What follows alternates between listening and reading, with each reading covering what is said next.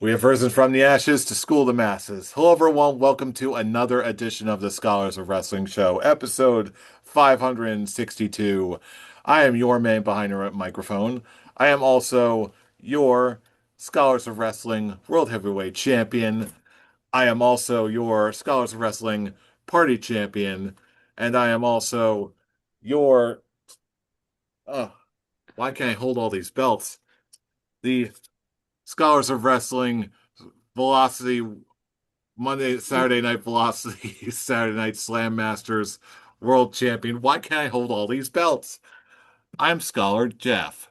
Joining us this week, as always, the OG Undisputed Scholar himself, Scholar Tarek. Scholar Tarek, how are we feeling tonight? And I don't know about you. Is anyone else's neck bothering them? Or my neck and shoulders are so sore. I can't tell why. Maybe it's all these belts I'm holding. What do you think? I actually think so. As someone who has held so many titles, yes, and had a beef case and a Royal Rumble game win, and Yeah, how do you deal with multiple Scholar of the Year awards. Yeah, Yeah, yeah. As how do someone you who deal with just all has that so many, chronic pain? Like how do you how do you hold all this gold? I mean, what's your secret? endurance, my good friend, endurance. And speaking of endurance, also joining us this week, he's got it in spades. He is the one and only Scholar Brian. Scholar Brian, how's your endurance today? It's actually pretty good knowing that, hey, we've all been there before, Scholar Jeff. You're not doing anything new.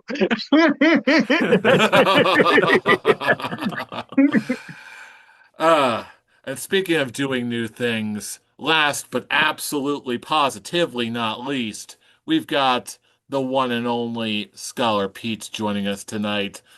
Scholar Pete, what's the haps and what are those new things? As I live and breathe. Good evening, gentlemen. Or should I say good evening to Scholar Brian, because me and Scholar Brian very at ease, didn't have an elaborate intro like you two gentlemen have rings as your backgrounds. But me and Scholar Brian, no, we're just all natural. And Scholar Jeff, talking about ridiculousness, when's the last time you defended your Saturday Night Slam Masters title? I mean, it's been so long since I've heard.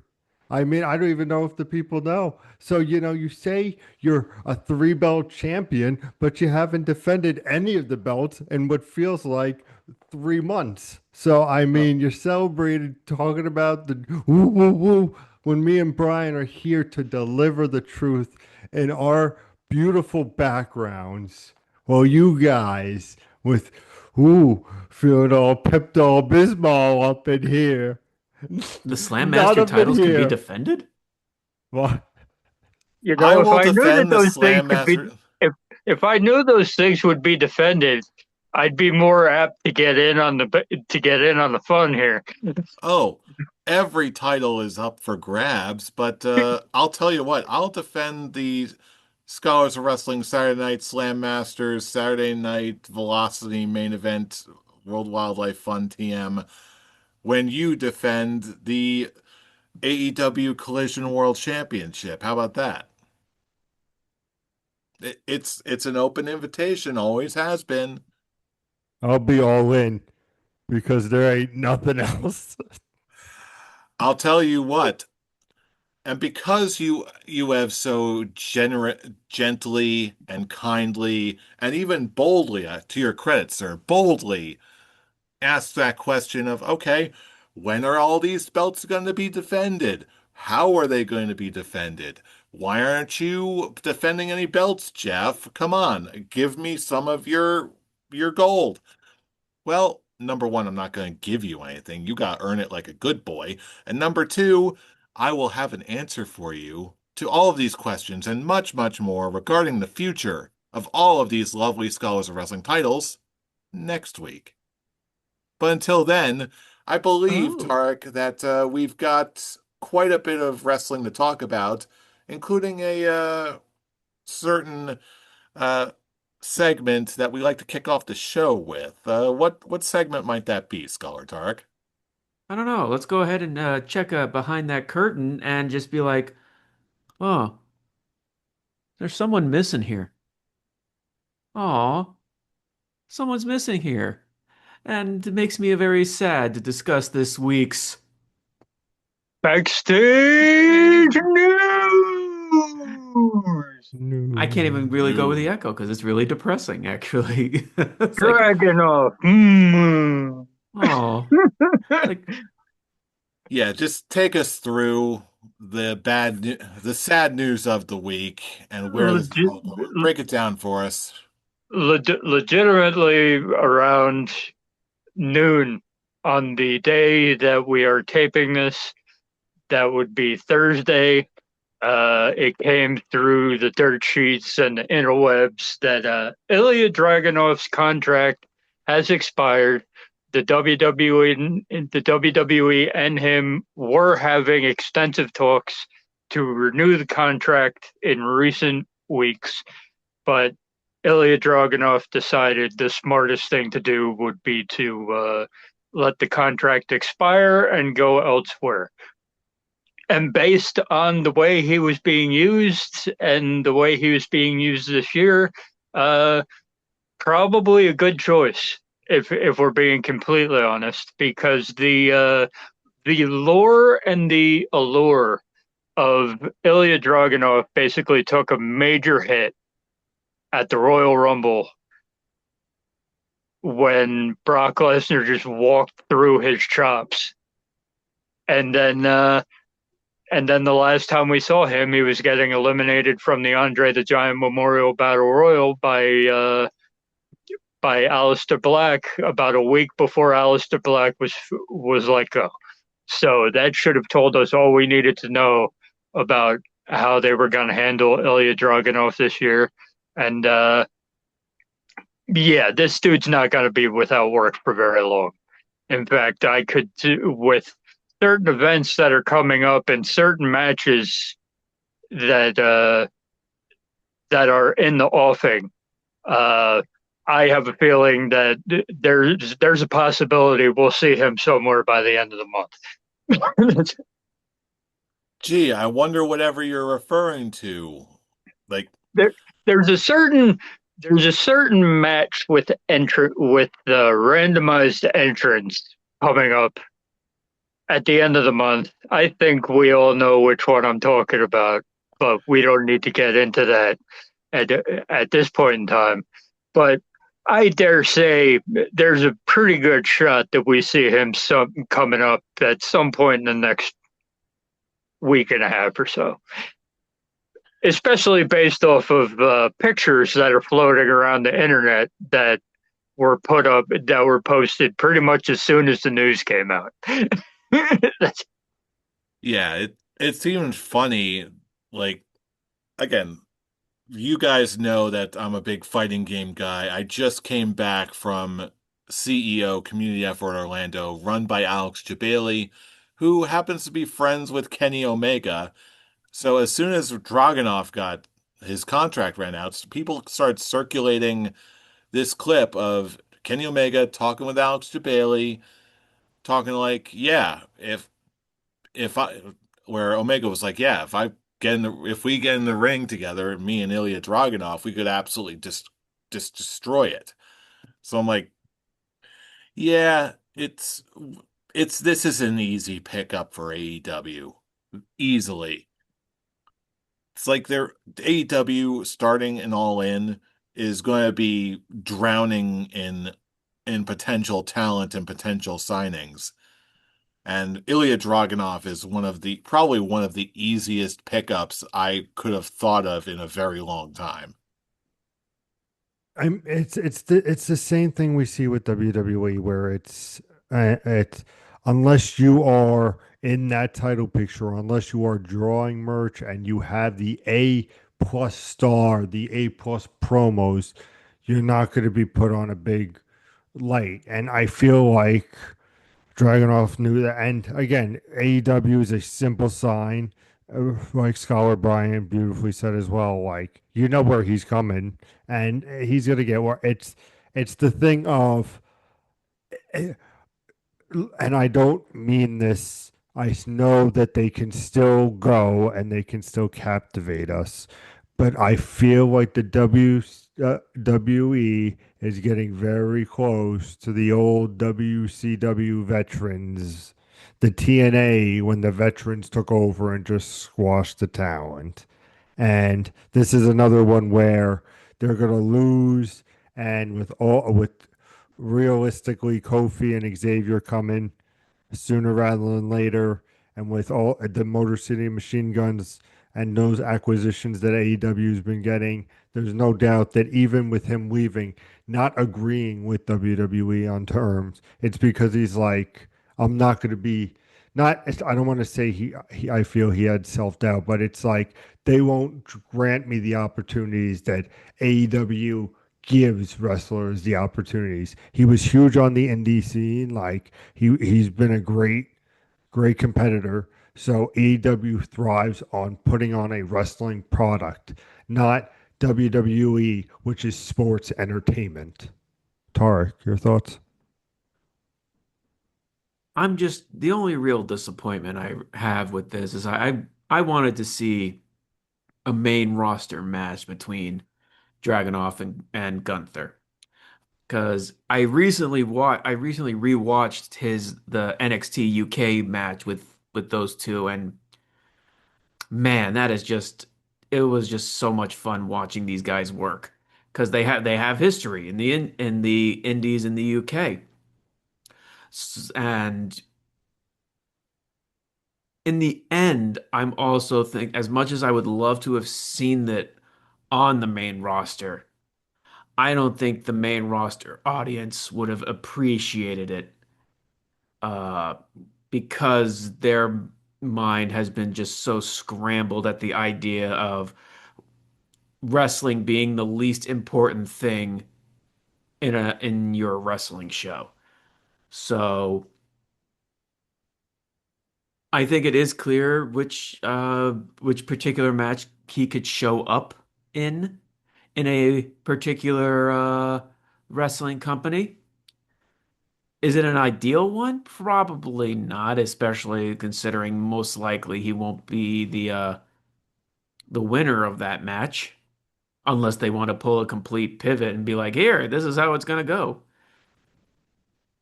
But The, no, yeah, the thing about the match we're speaking about is as long as he doesn't take it as long as he doesn't take the losing pin, then I don't think it's an issue him debuting in that match because he can still look strong and take a bunch of people out and which is not fair.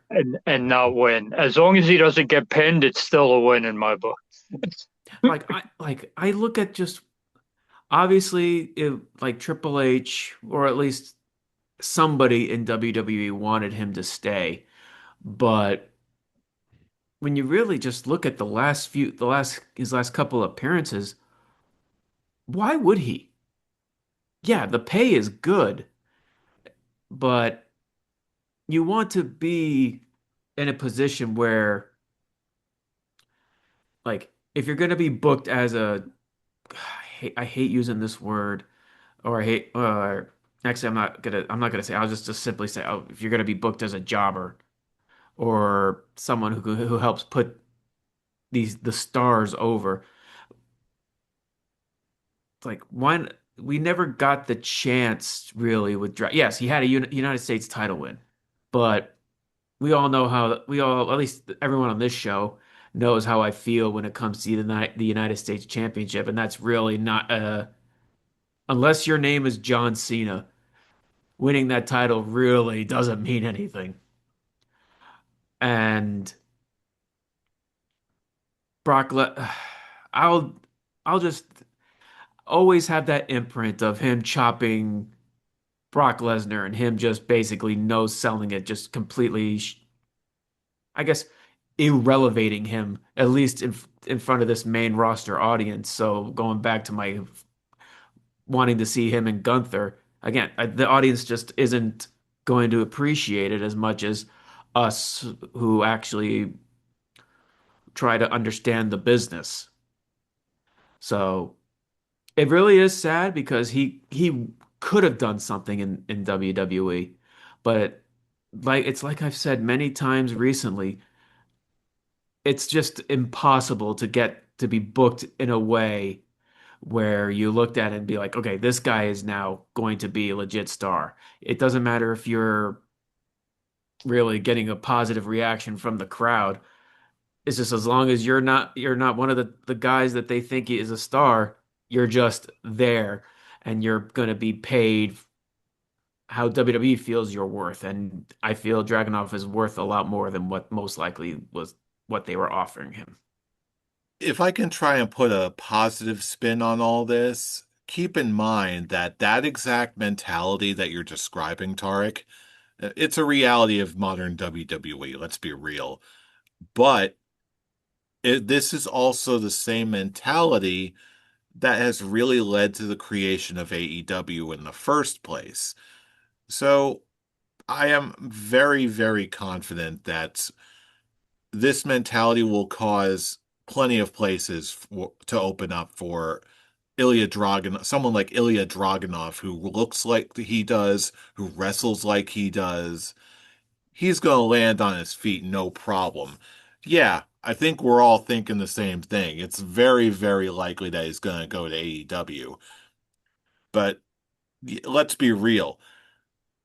There's a lot over the last couple months or so, a lot of really big and noteworthy names have been released from WWE. And as good as AEW is, they're not going to pick them all up. But even if they only pick up like a handful of those names, they're also going to do a lot with them. If WWE is not insightful enough to use them properly or simply just doesn't want to for whatever reason, that's fine. There's absolutely tons of places where they're going to be able to reestablish themselves and be featured in the way that they deserve. So I'm not concerned in the slightest. So it's like, yeah, WWE goofed, but at the same time, that goof will probably give us a free Ilya Dragunov who can do a lot more than what he was doing in WWE for at least a year. And apparently, keep your eyes open for the next few months because apparently there are some other names that have not been used appropriately or to their current standing, whose WWE contracts are also coming up. So by the end of the year, we'll probably have a few more names moving on, uh, according to Brian Alvarez of the Wrestling Observer. Um, Obviously, we don't have any clue who those names are, but he did say they were substantial. Yeah, there's going to be a lot of other names we're going to be hearing about in the next few months. I mean, we've already been shocked this year alone by so many different names that have just gotten tossed out or reshuffled around or something like that. But again, it's in a weird way to put a positive spin on all this. This feels like the 90s, early 2000s again. This feels like the Attitude Era, the Monday Night Wars again, where, yeah, there are some big moves and people are getting shuffled around, but it's exciting in a weird way. It's beneficial for the fan base and wrestling as a whole that so many possibilities exist again and nothing's getting too stagnant. Like especially for someone like Ilya Dragunov. Ilya Dragunov is going to land on his feet for sure. It's just a matter of how much we see him. But I think we all know generally where he's most likely going to end up at this point. Yeah, because just imagine if this was going on 10 years ago, they would just it would just be people in a holding pattern. Ilya Dragunov would have stayed because it's the only job he would have been able to have. So it it's a good and bad thing at the same time because it's a bad thing because you obviously want the top company in the world to use the people that you like correctly. But if they aren't able to, we are in a world now where there are other TV shows, there are other groups that he can go to where you can see him thrive and actually be able to see it on TV. So I have no doubt that we're going to see this dude and many of the others that just got off the 60 to 90-day uh, restricted list or whatever. We're going to see many of them pop up very soon, and we'll be able to see them on our TVs again. It's not only WWE anymore, so we're in a good spot. Yes, absolutely. And speaking of being in a good spot out of something really unexpected or a tragedy, segues, what are they? We got also the surprise news of this just this past afternoon, really, that there was a new casting for the role of Kratos in the God of War series. Apparently, due to injury, the lead guy that they had got cut, and apparently, our man Dave Bautista is coming in to play the God of War himself. Uh, Pete, I know you've played the games. Break it down for us. What does this mean? Well, I'll break down a lot of things. Fun fact, this God of War series looks like it's going through the Norse mythology, which is the God of War remake of 2018, where you see Ryan Hurst, the star who was going to be the Kratos of the Amazon series, actually was the Thor in the video game series. So a little fun fact for you gaming nerds out there. But in other news, you have Dave Bautista taking on Kratos as the God of War because of what they had with Ryan Hurston getting injured on set. It's it's interesting because we all know Dave Bautista was always pining to be a Gears of War character, so he went with the wrong GOW. He went with God of War and not Gears of War, so he messed up on that. But no, I think this could be good for the game, the Amazon TV show, as well as him. I hope it's not that he does the character justice, which I feel like Dave Bautista has grown as an actor. I think wrestlers to actors, he is probably the best out of all of them. I would put him over The Rock personally.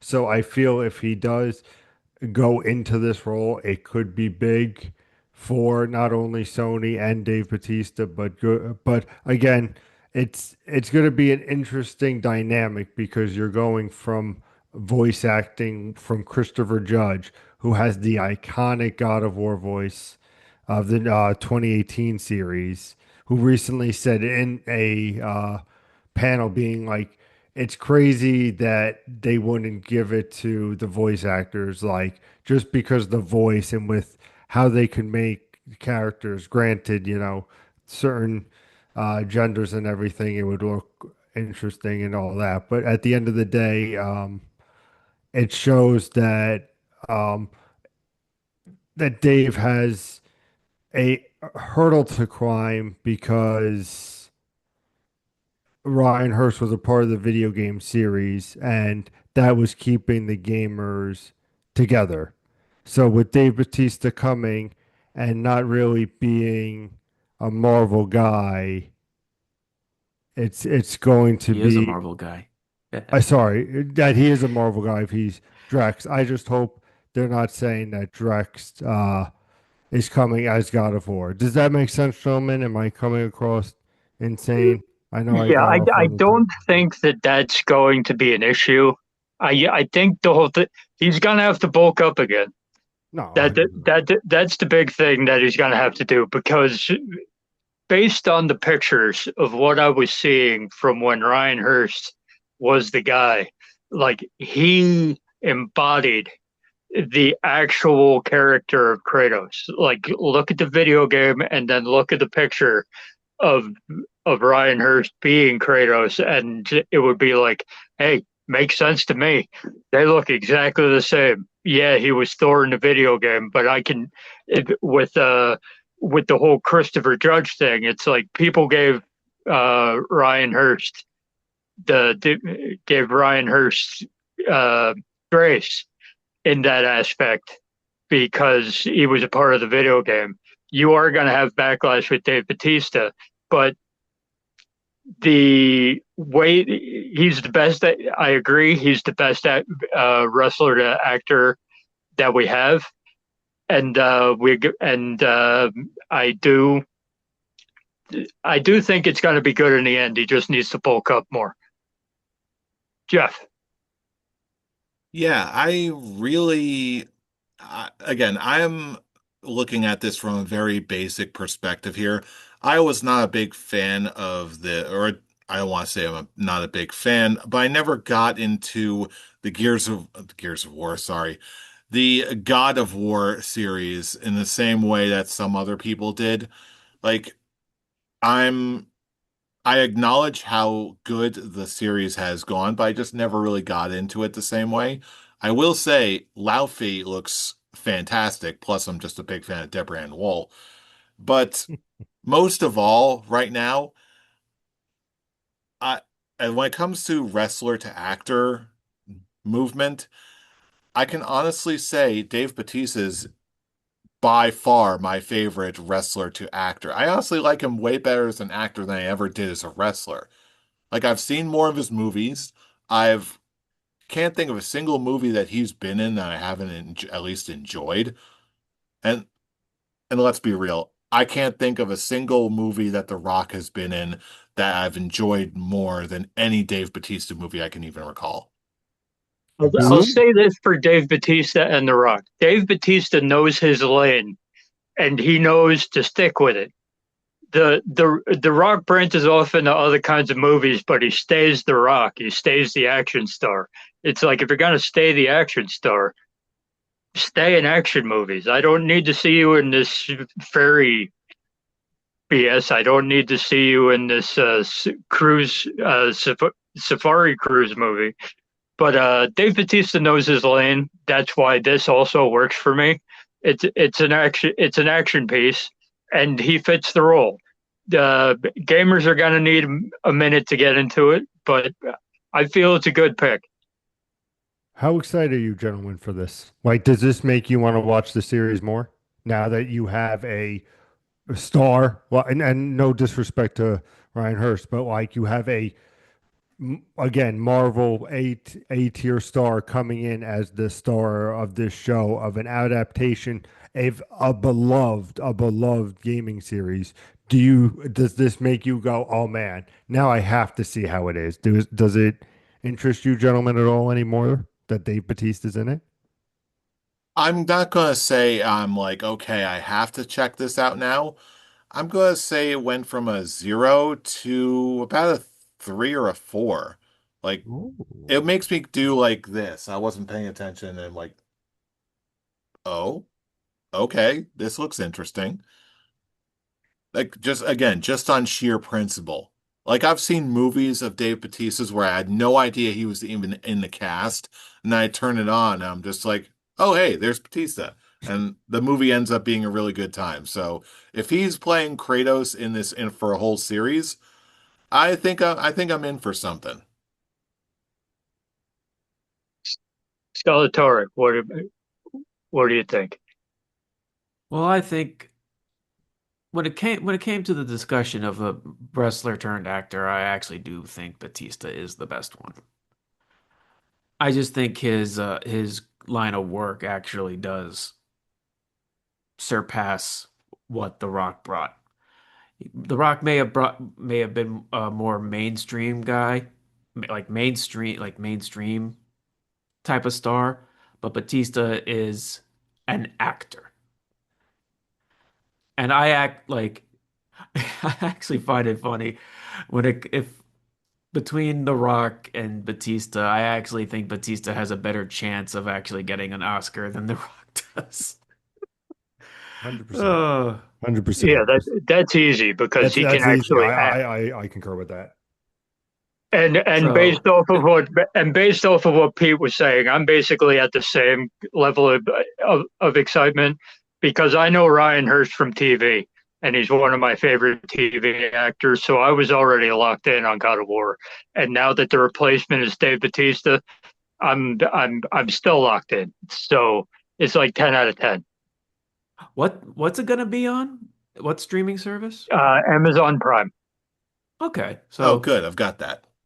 I have that too. It's So Amazon so Prime. Jeff, we're gonna because be best like buddies. I for me I Oh finished boy. it's like I have it because I finished Batman Caped Crusader. So there you go. Oh, I I know keep it's not forgetting wrestling that's on related. there, but even so, like, Oh, the second season was great. I really enjoyed it. But we're not here to talk about Batman. We're here to talk about Batista because wrestling related. yes, But yes, um and but what my overall excitement on it, it does raise it. We well, for me, Ryan Hurst will always be um oh God, Gary Bertier from Remember the Titans for me. Because that's my Yeah. introduction to him actually. So with that being said, uh it's difficult.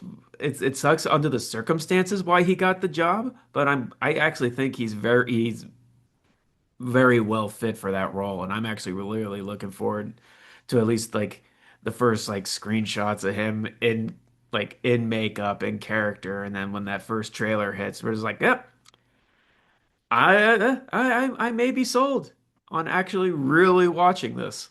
So I'm happy for him, and I'm really looking forward to seeing how this actually ends up being. All right, so overwhelmingly positive. I like it. I like it. Thank I you. don't see how any of us loses here. But now we gotta talk about the highlights from this past week in the wrestling world as it is right now. And looking back to WWE, we gotta take a quick look at WWE's Monday Night Raw. Really, the only thing that really jumped out to me this past week was the ongoing drama between Solo Sikoa and Roman Reigns. He does not seem to be going quietly in the night, this Solo Sikoa. When I thought he was just going to be another part of just like a good little soldier falling in line back with the bloodline again, he turns around and he hits Roman Reigns with the Samoan spike. Now, I do have to ask here, just looking at this, like not only does is Solo finally starting to get over by being just like a smarmy douche, which I kind of dig, but I just find myself asking one question more than anything else. Is this new version of the Bloodline story, is this new chapter of the Bloodline story working for anybody else? Because it took a while. I'm like, I feel like up until this point, the entire Bloodline story post WrestleMania 40 has just been sort of an afterthought, and it's just sort of gliding on this on the sheer will and personalities of each individual member of it. Like Jey Uso is Jey Uso, Roman is Roman, Solo is Solo, Jacob Fatu is Jacob Fatu. It just feels like up until just recently, it hasn't been hitting the same. And only really now does it feel like they're doing something of any worthy note with any of this right now. Uh, does this make sense to anybody else at all? And if Oh no, so, what do we it think? makes perfect sense. It makes perfect sense, and I can tell you exactly why. They finally decided to actually book the Bloodline as heel characters. My biggest argument all year, and really for the past couple of years, is that they're trying to lay it on to us, the audience, that Roman is a face. I never believed it. I never believed him to be a, a face character who actually learned from his past mistakes to make him at least character wise, or yeah, it's all character wise, make him generally a better person. We're being told that he did, but they are not showing us that he did. So when everyone argues, especially I think the biggest example was when they were having Seth versus Roman. They were just arguing, and this is including people from like your Brian Alvarez's and your Sean Ross Sapps and Ollie Davis, Luke Owens. They're all arguing that they're doing a face versus face dynamic, where I would make the argument, really, they're both still technically heels because they're still bringing on those douchey characters. They're just getting cheered from the audience because they're stars compared to everyone else on to most of the people on the roster, like with the exception of a very, very, very small handful of people. They're stars. So when you see these people, when you see these characters come out, it makes the audience get a reaction because that's how they're inbred in their minds. These people are actually worth getting your excitement about. And the WWE's real big mistake was Roman is still popular with the audience, and they're trying to convince us that this is a new different character, yet he's he's done little to nothing to show that he actually has gotten better.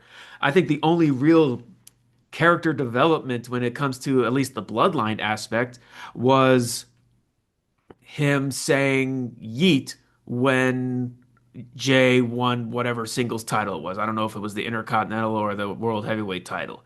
He just showed up and just said yeet. And that was it. And I'm just like, that's okay. He says yeet, but literally sometime later for Royal Rumble, he he's just like, "Oh yeah, we're friends." No, you're a fucking idiot. I'm eliminating you because your character is stupid.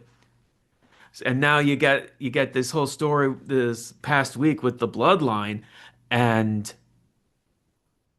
uh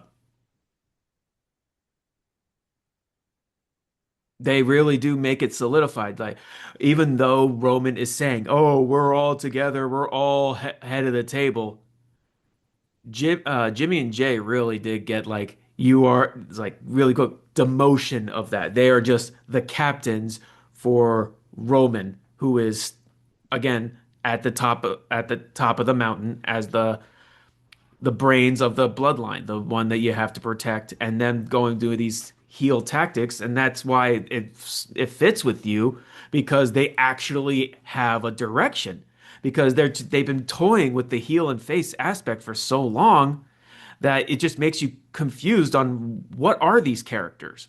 Now we actually have that solid answer of who these guys are, who these characters are, and now it was confirmed that Roman is now listed as a heel. Now the Bloodline are listed as heels, and honestly, they they never should have been really faces in the first place because they weren't presented as such.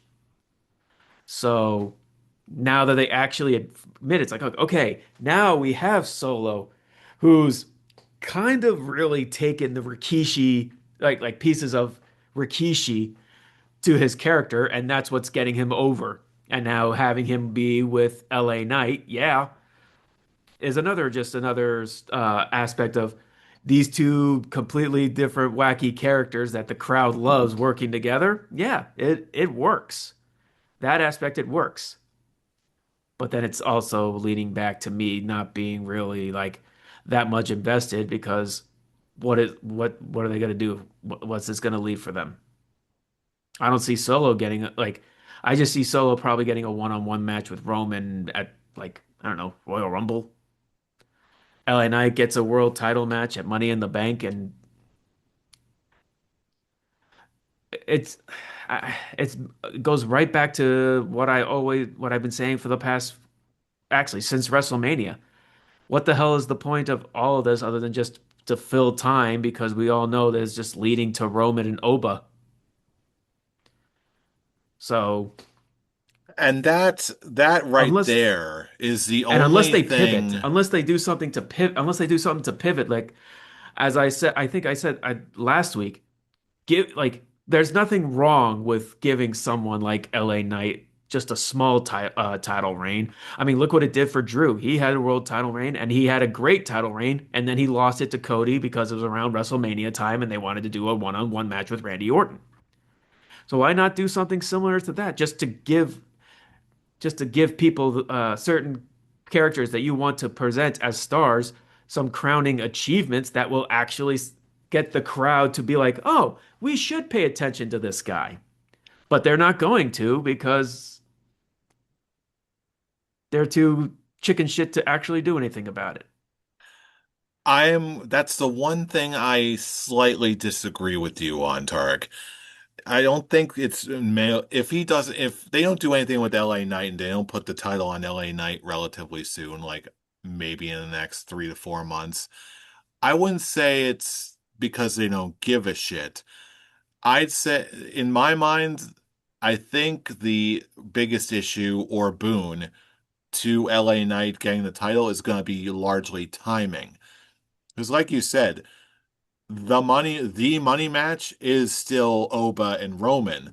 But I'm also thinking that because there's so much time between now and whenever they want to do that match, which could be Royal Rumble, could be potentially Survivor Series, although I kind of doubt it.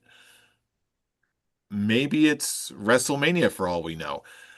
Because this seems like such a big match in my mind, this timing could actually work in LA Knight's favor because with the amount of time that they have and the amount of months that they've got to work with, maybe they could actually do a brief title win for LA Knight, even if it's just dropping the title at Survivor Series back to Roman, or even until Royal Rumble or whatever. There's still enough time to do that. Because I admit, I that was my one thought, like, oh, there's not enough time.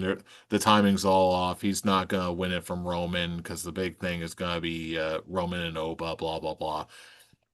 But after thinking about it, honestly, just after you laid it out right now, I actually have some reasonable doubt now. It's not an absolute, of course, but I've got, from a time perspective alone, it brings it up to from a absolutely not to a maybe. Not to mention that he's still getting the reactions. He's still in this major feud with Roman. It seems like a possibility to me now. May not be the most likely outcome, but a possibility all the same. I'll I'll I'll say this because I'm not going to stick into the future. I'm going to go back to the now. But as for the future, I'm with Tarek on this one. I do I have no reason to believe that they are going to switch the title between now and whenever Roman and Oba face, whenever that may be. Um,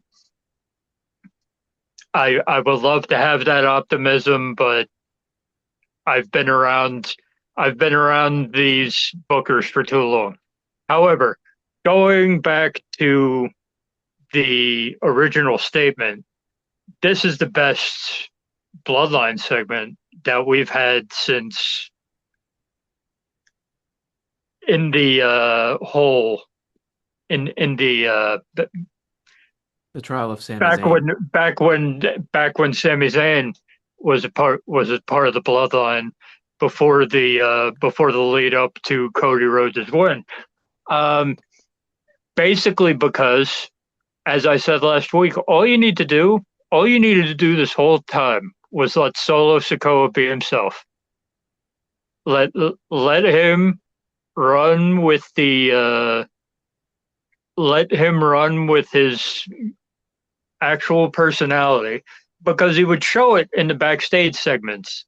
He would show it on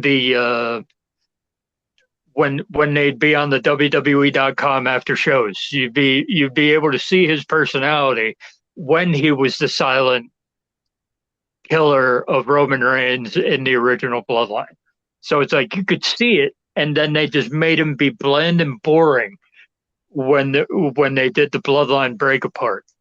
So so it's like as soon as they let this man start showing his personality, the crowd started getting into it, and now we're here where we're at, and it's the hottest storyline in the WWE right now. Anything that Solo Sikoa is doing, which in turn brings LA Knight back up to the top, which in turn makes the other bloodline more interesting because it was boring before the last month or so. So, believe it or not, never thought we'd ever say this. Solo Sikoa is the only reason this bloodline storyline is working the second go around. And I never would have thought I would have said that, but all you had to do was let his personality shine, and here we are. Scarlet Pete, what do we got? Well, gentlemen, you have painted such a wonderful picture. Let me paint WWE what they could do with this amazing picture.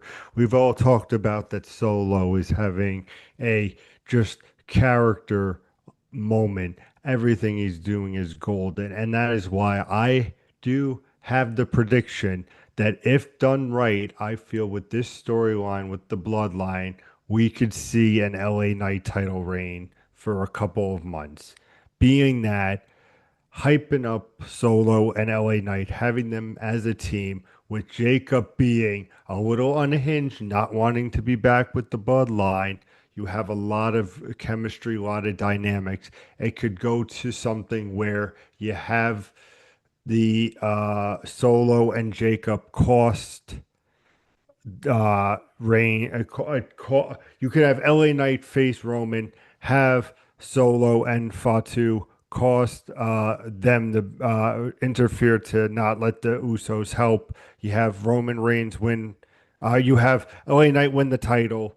You have Roman win it back, and then it's Survivor Series. There's your Survivor Series. Roman Reigns, Bloodline, all back in formation, all the kinks worked out versus LA Knight. But you could have that nice little title.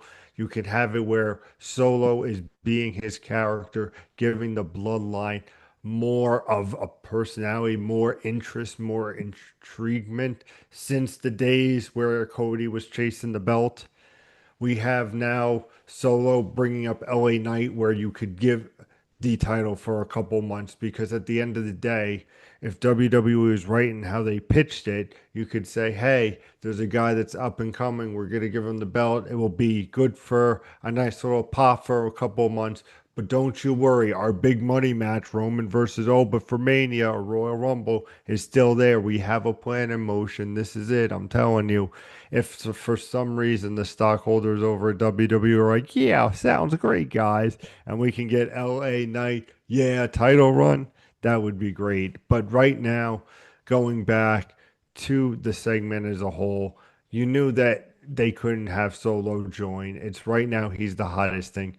Join him with LA Knight, have the Fatu with the Usos, with mixed in with the Roman. You can really make great stuff. You can make a fresh look because if you really think about it, who else is really going for that belt?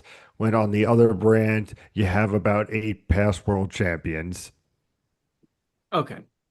I I really do admire your optimism, both of you. I really do. And trust me, I this is something I want to be proven wrong because I think LA Knight has done more than enough to actually earn a world title reign. I am just not and actually, Jeff, you're absolutely right. They do have the time between now and Mania or between now and Rumble. They do have the time to actually give us a nice pivot and give LA Knight something he's long earned for hell when he actually went back to being LA Knight when he had his feud with Uncle Bray and just becoming such a great character and becoming the mascot for Slim Jim who was just a perfect like successor to Macho Man's uh go at Slim Jim. Oh yeah. I oh yeah. I am not confident in WWE's booking, the creative team to actually give us that. They want this whole title reign to be a nice long reign. So the only person who is capable of actually ending this would be the new big thing of Oba Femi. Putting the title on LA Knight for such a short amount of time would would in their eyes, it wouldn't be in our eyes, in their eyes would devalue the fact of Roman has now given us a new reign of terror. And I'm going to call it that because he is now at a Triple H early 2000s reign of terror where I am just absolutely sick of it. I've been saying this even before WrestleMania this past year. I don't want the title. I don't want Roman to ever hold the title again because it's just going back to the same bullshit that we've been getting when he had the 4 year reign. We're getting new aspects of the Bloodline storyline, but the big difference is the Bloodline is the main focus, not everyone who's outside of the Bloodline. You have Solo being a new big face. You have Jacob Fatu being defiant for Roman for not doing anything. You have the Usos who are just trying their damnedest, especially Jay, to get back to being Roman's number two guy. And then you have Roman who is just the star of the whole thing. You have this Pete. You ask who do they have for the to face Roman? They don't have anyone. They have this tournament to basically be like, okay, well, here's your quote, quote, stars of AAA, even though all the AAA stars are getting beaten by your main roster guys. And the winner is going to be a Raw superstar in Penta. And it's going to be different. Roman facing someone different in Penta. But the outcome is going to be the same. It's just look strong in defeat. You have I don't believe because of just this whole weird thing with this. If you're Samoan, you're the star of WWE. I mean, fuck, man. I'm already kind of done with the. I said I was excited for NXT because of what they're doing of like revitalizing Grayson Waller, and now you have Zilla Fatu, and he's automatically thrown into the main event, and they're probably going to give the title to him next. So I'm just like, okay, so back to more uh, bloodline story of taking over WWE. And honestly, I'm just like, well, how do I get excited for this? Because I like Oba, but I just don't want, just like this whole thing is just to crown Oba as your world champion.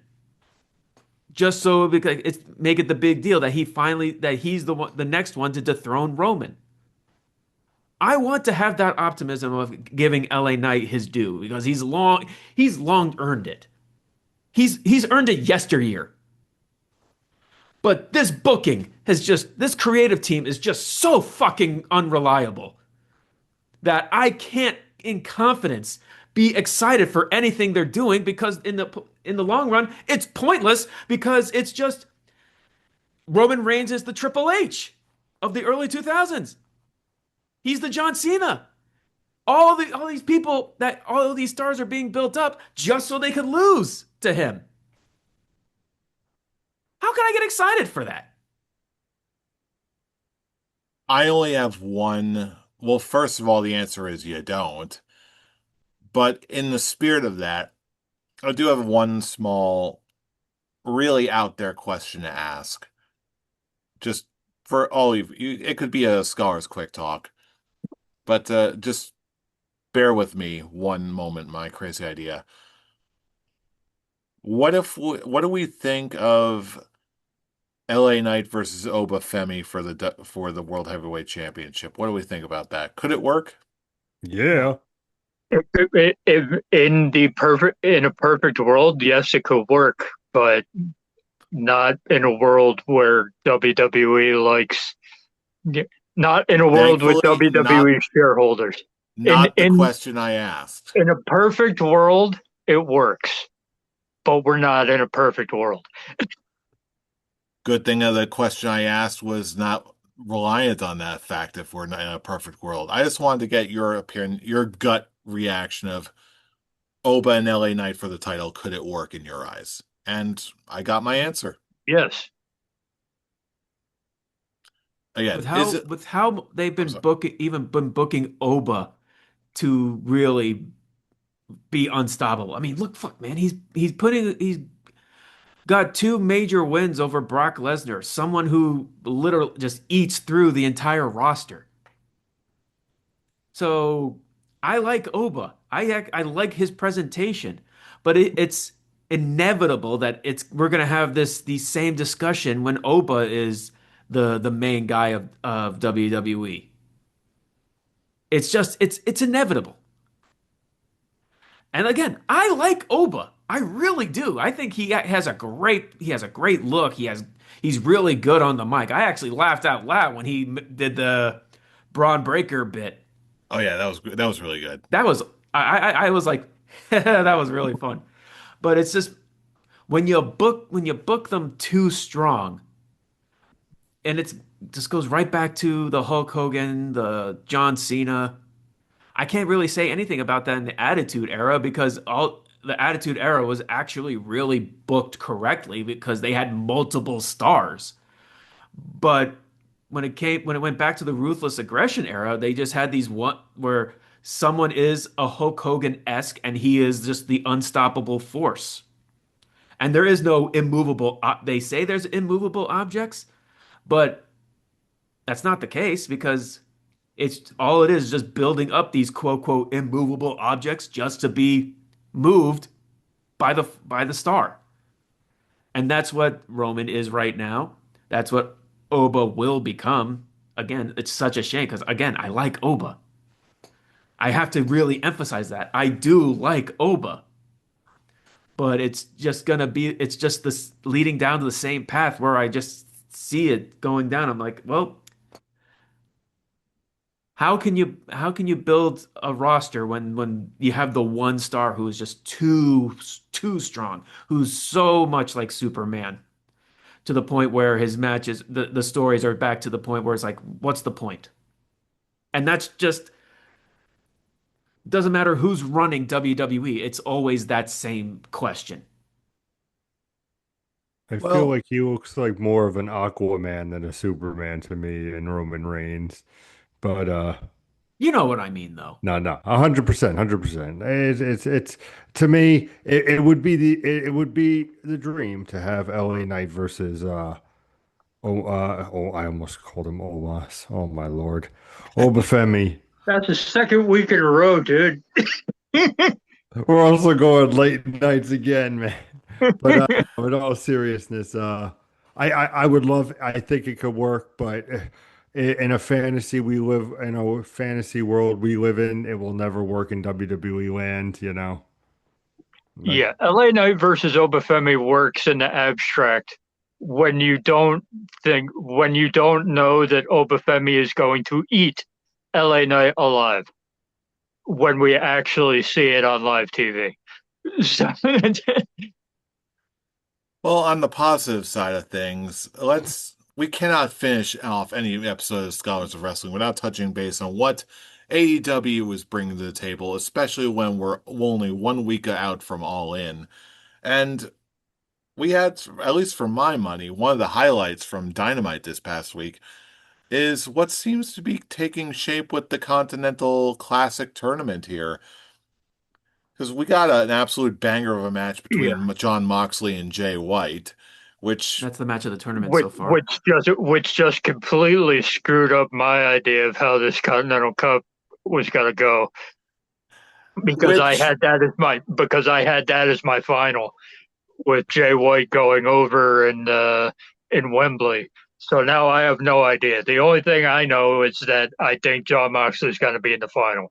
That's all I know at this point. I'm at with how And this even past week and if went. they have him going up against Nigel McGuinness, I'm not even sure about that. That actually and was going to be that's my prediction of what the final is going to be, Mox versus Nigel. Because they're pushing Nigel in this true underdog story of because he's hurt.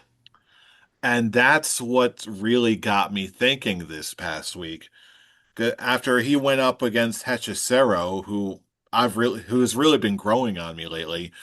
But then again, I'm also thinking, okay, Tony obviously loves Nigel McGuinness. And the idea of having him have an underdog story at Wembley and just like, yeah, he just survived Hechicero, and having him like just scratch and claw all the way to the finals, regardless of whether or not he wins, that'll still be his path to Wembley. But you know what? I'm thinking I've seen Nigel McGuinness climb the proverbial mountain before. I was in the crowd when he was in Ring of Honor and he defeated Takeshi Morishima for the Ring of Honor, or his first Ring of Honor World Championship. I've seen him do it before. I've seen him just absolutely grab a crowd and come back from behind and really just win the big one, so to speak. Rag and Frag and what is that? No, no, no. Being I'm just thinking naughty's like grabbing the crowd and coming. Gross. Typical. Boo. I'm killing the mood. Continue, continue. The point is, I'm optimistic that, you know what? I think Nigel can do it. I think Nigel can win the Continental Classic, and I think that it would be a great moment, not just for the Wembley crowd, but also just for AEW in general. Just saying like, okay, if whatever WWE refuses to do, if we believe in you, there's a shot for you. And this is something I can see happening. That's gonna Yeah. be I think that whoever faces John Moxley in the finals at Wembley is going to win because they have a built-in storyline for Will Ospreay's first opponent as a as champion. So it's like first major opponent. So I'm like, and I always have an issue when a champion challenges the main champion of your company. So I always had it in my mind that Moxley was going to make it to the finals and then lose. So whoever's against him in the finals, whether it's Claudio, which would be interesting because you could start going down that path that I was trying to force them down last year again. We could start jumping back on that train if that happened. Oh. But you could have the because I think the final four is going to be Kyle O'Reilly, it's going to be Claudio, and it's going to be and it's going and Nigel and Moxley. So it's one of those things where it's like any of those three I can see beating Moxley at Wembley, and I think it's going to happen because I think Ospreay's first major opponent for that title is going to be Moxley, so they can go full circle on that story and have Ospreay overcome the men who put him out to have him go on this journey in the first place. So if it's Nigel, that's probably the best story coming out of it. If you have Kyle O'Reilly do it, that's like John Moxley's bugaboo. Just like I can't beat this dude. He keeps tapping me out. So we can carry on with that. And Claudio beating Moxley just speaks for itself.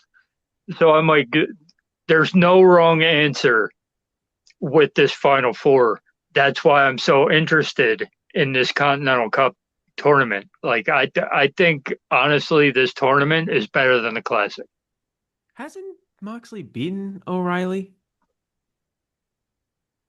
I mean, uh I think he beat him the first time they fought, and that was when O'Reilly got injured No, and was off the TV for a while, and then he came back, joined the conglomeration, and that's when he started beating on Moxley. Oh I am yeah, confident that they had a for match for together. the Continental title. I think whether it was an eliminator or something, I think he did.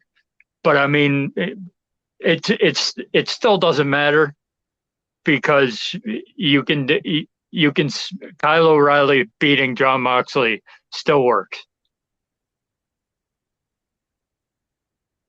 Now I'm looking that up because I'm now I'm curious. I mean, it really doesn't matter, but but It matters to me. God damn it.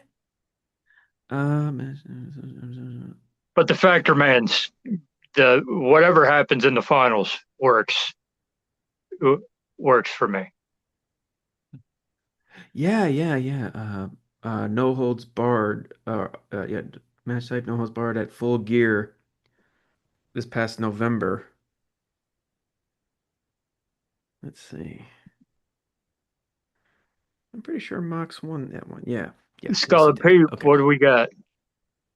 I mean, you gentlemen touched on it all, but it's clear that Mox is going to be in the finals. I think it's his match at Wembley, and then of course you have him versus Will Ospreay as his first title defense.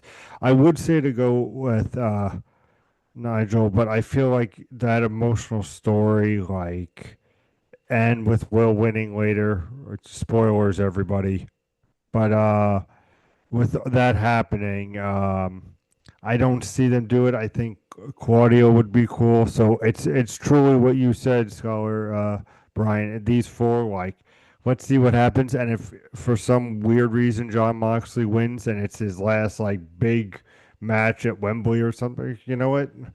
Go good. You had a great match with Jay this past like week. You know, it's something where it's he's been there almost since the beginning. He bleeds this company. He his heart in his sleeves, Mr. No Days Off. So it was a great matchup. It's going to be a great finals, whatever it ends up being, and it, it's it's the happy portion of our show, ladies and gentlemen, where we don't talk about shitty wrestling and we talk about the great wrestling that is AEW. And this is, like I said, it's going to be another whatever they do is going to nail it out of the park. And with Mox being at Wembley, just something more to keep engagement. Absolutely. Couldn't have put any better myself. But when it comes to Wembley, we're going to be breaking all of that down next week. But for right now, those are our thoughts on this past week in wrestling. Now is the point of the show where we turn it over to you, our fellow fans. Who do you think is going to actually take it away at All In? Where is Ilya Dragunov going to go? Are you going to be watching Dave Bautista in the God of War series? No matter what you think, join in the conversation. Let us know what you think all across the internet. Wherever you are, we are too. But in case you're wondering, hey, where are you guys? There's an easy way to find out. Just check out our link tree in the description box below.